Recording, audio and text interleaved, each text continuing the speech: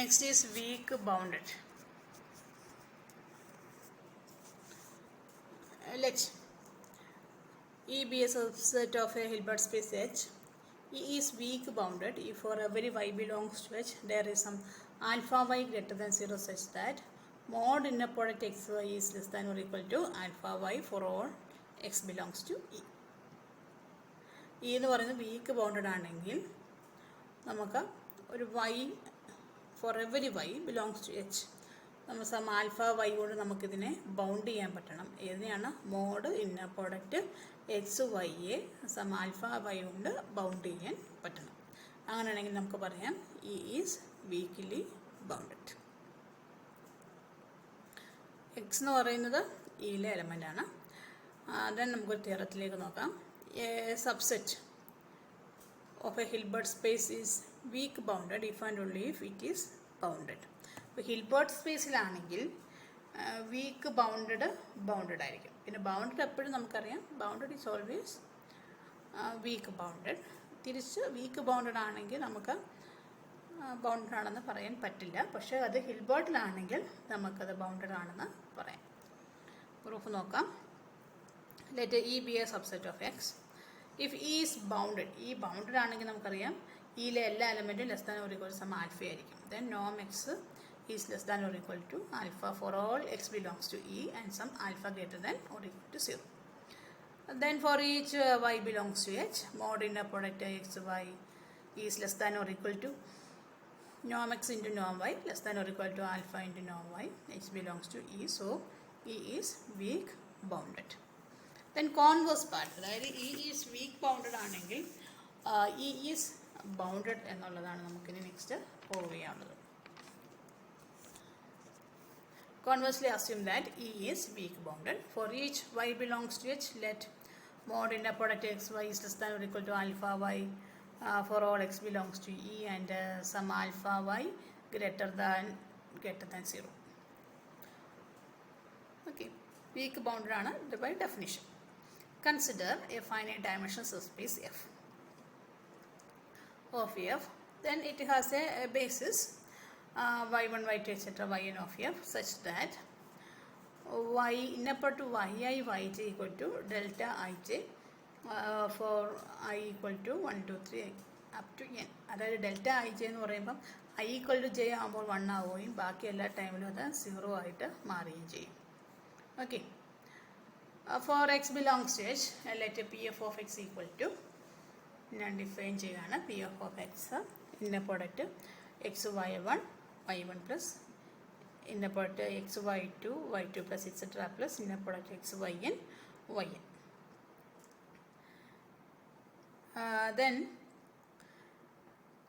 x minus pf of x is perpendicular to pf of y for all X Y belongs to H. നമുക്ക് ചെയ്ത് നോക്കുമ്പോൾ അറിയാം. ഇതിനെ ലെഫ്റ്റിലേക്ക് കൊണ്ടുവന്ന് നമ്മൾ വൈയുമായിട്ട് ഇന്ന പ്രോഡക്റ്റ് എടുത്ത് നോക്കുക. അതായത് X minus P of X എടുക്കുക, ദെൻ കോമ വൈ എടുക്കുക, ദെൻ ഇന്ന പ്രോഡക്റ്റ് എടുത്ത് കഴിയുമ്പോൾ നമുക്കത് 0 കിട്ടും. If X belongs to E, then by Pythagoras theorem P of X square equal to mod inner product x y1 square plus etc plus mod x yn square. നമുക്കറിയാം weakly bounded ആണ്. So this one is less than or equal to alpha y1 square plus alpha y2 square etcetera plus alpha yn square. അപ്പോൾ ഇതിനകത്ത് നമുക്ക് മനസ്സിലാവും P F of X എന്ന് പറയുന്ന set X belongs to E എന്ന് പറയുന്നത് bounded ആണ്. അതായത് നോം P F of X square is less than or equal to some quantity ആണ്. അതുകൊണ്ട് set P F of X is bounded in H. നമ്മൾ ഇ എന്ന് പറയുന്ന സെറ്റ് അൺബൗണ്ടഡ് ആണെന്ന് ഒരു നിമിഷത്തേക്ക് നമ്മൾ അസ്യൂം ചെയ്യുന്നു. അപ്പോൾ എനിക്ക് x1 എന്ന് പറയുന്ന ഇയിലെ ഒരു എലമെൻറ്റിനെ കാണാൻ പറ്റും such that x1 is greater than or equal to 1.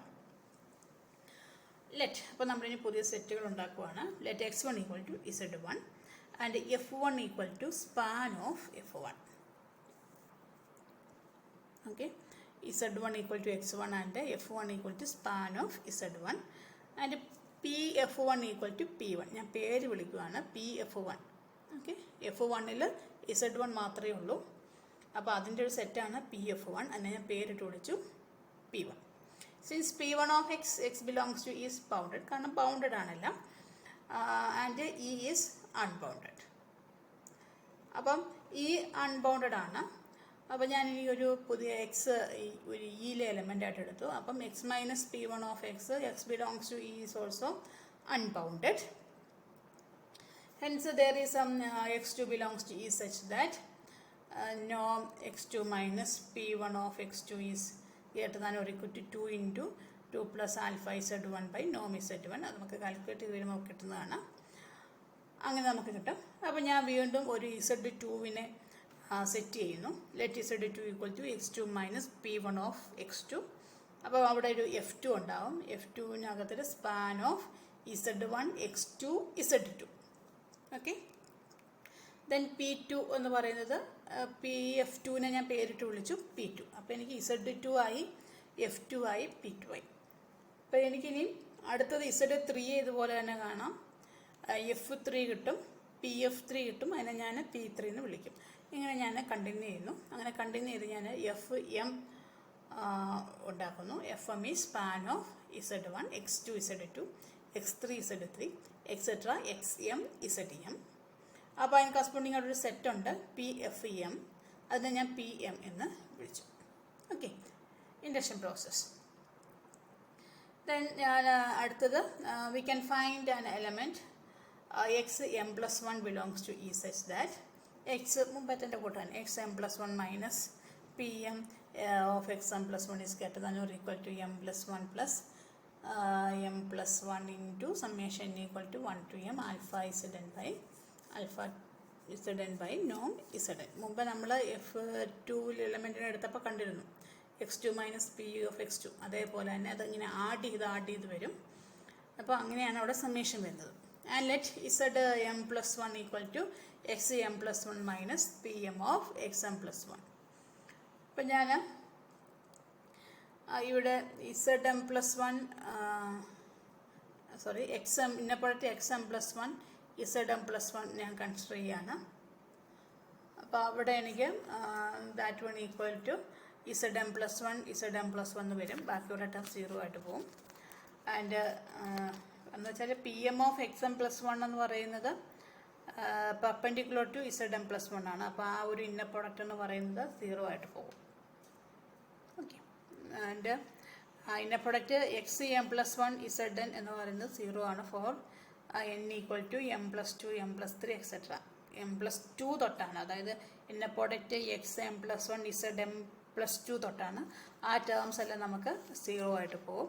അപ്പോൾ അവിടെ നിന്ന് നമുക്ക് ഇത്രയും കാര്യങ്ങൾ കിട്ടും. ഇന്നർ പ്രോഡക്റ്റ് XM+1 Zm+1 എന്ന് പറയുന്നത് Zm+1 ആണ്. ഇന്നർ പ്രോഡക്റ്റ് XM+1 Zn എന്ന് പറയുന്നത് 0 for n equal to M+2 M+3 etcetera ആണ്. ദെൻ Zm+2 എന്ന് പറയുന്നത് ഈസ് ഓർത്തോഗണൽ ടു FM+1 ആണ് എക്സെട്ര. ഓക്കെ, ദെൻ ഞാൻ വീണ്ടും ഡിഫൈൻ ചെയ്യുന്നു. UN equal to Zn by നോം Zn for n equal to 1 2 3 etcetera. Z1 Z2 etcetera Zn നമുക്കറിയാം FM-ലെ element ആണ്. ആൻഡ് Zm+1 എന്ന് പറയുന്നത് FM-ഉമായിട്ട് പെർപെൻഡിക്കുലറുമാണ്. അപ്പം Zm+1-നെ അല്ലെങ്കിൽ നമ്മുടെ UN-ൻ്റെ ഡെഫിനിഷൻ പ്രകാരം നമുക്ക് പറയാൻ പറ്റും എന്താണ് U1 U2 എക്സെട്ര എന്ന് പറയുന്നത് ഓർത്തോനോർമൽ സെറ്റ് ഇൻ H ആണ്. അപ്പം H എന്ന് പറയുന്നത് ഹിൽബർട്ട് സ്പേസ് ആണ്. Then by Riesz Fischer's theorem shows that summation equal to 1 to infinity UN by n converges to some y in H for n equal to 1 2 3 etc. അപ്പോൾ ഞാൻ അതിന് mod inner product XM+1 y നോക്കുവാണ്. That one equal to mod XM+1. ഇനി നമ്മളിങ്ങനെ substitute ചെയ്ത് ഇങ്ങനെ എല്ലാത്തിനെയും ഒന്ന് അറേഞ്ച് ചെയ്ത് എഴുതുന്നതേ ഉള്ളൂ. n equal to 1 to M+1 UN. That one is greater than പറഞ്ഞത് ഞാൻ കുറച്ച് ക്വാണ്ടിറ്റി എടുത്ത് കളയുവാണ്. അപ്പം that one is mod inner product XM+1 UN+1 by M+1 minus summation equal to 1 to M mod XM+1 UN by UN. That one is greater than or equal to, ഞാൻ ഈ U M plus വണ്ണിന് നമ്മുടെ Z M plus one by നോം എന്നുള്ള ആ value നോം Z M plus one കൊടുത്തു. അപ്പോൾ നമുക്ക് ആ ഫസ്റ്റ് ടേം എന്ന് പറയുന്നത് again mod Z M plus one mod inner product Z M plus one by M plus one into നോം Z M plus one minus ബാക്കി ആ മൈനസ് ഓഫ് സാധനത്തിന് ഞാൻ alpha Z N by N into നോം Z N ആക്കി. കാരണം നമ്മൾ നേരത്തെ പറഞ്ഞതാണ് ഈ U N is Z N by നോം ഇസഡ് എൻ ആണ്, ആ എന്നും ഡിനോമിനേറ്റർ ഉള്ളതാണ്.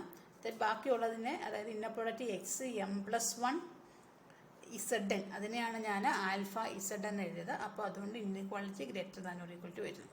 കോഡിയേറ്റ് ക്വാണ്ടിറ്റി കൊണ്ട് ഞാൻ മാറ്റിയതാണ്, അതുകൊണ്ടാണ് greater than or equal to inequality വരുന്നത്.